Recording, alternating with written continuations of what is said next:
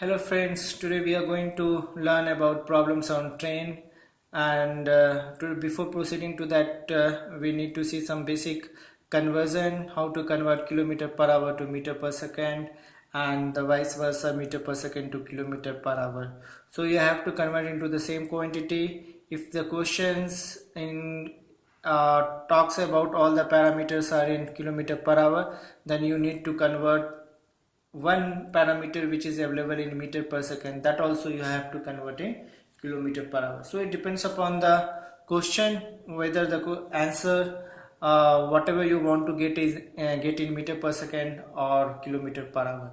So we have a basic formula for that. Kilometer per hour equal a into 5 by 18 meter per second, and similarly when you have to if you have to convert meter per second, then a into 18 by 5. This is as simple.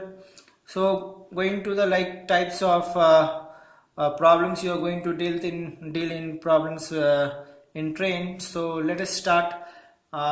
Just go through all these are basic, very basic, and just I will read some of the points for you, and that those are the questions based on these types of questions, and will be based on the criteria which is given over here.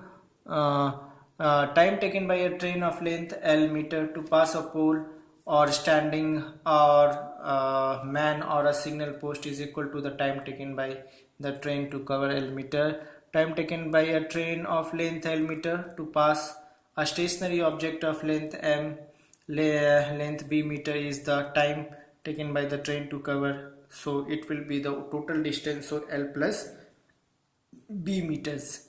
Suppose two trains or two object bodies are moving in the same direction at u meter per second and v meter per second, where u is greater than b. U means initial velocity or v is the final velocity. So u should be greater than v, and then their relative speed is u minus v meter per second. Suppose two trains or two objects bodies are moving in opposite direction at u meter per second and v meter per second.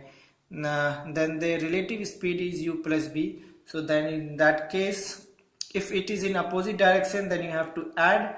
If it is in same direction, then you have to subtract. So this is u minus v per meter per second, and this is u plus v meter per second. Just you need to think that it is in same direction. Subtraction will come here, u minus v meter per second. If opposite direction, the plus will come in between. If two trains of length a meter and b meter are moving in opposite direction at u meter per second and v meter per second, then the time taken by the trains to cross each other is nothing but a plus b divided by u plus b. These are the things you need to remember. This is very logical, so no need to remember if you understand it very well.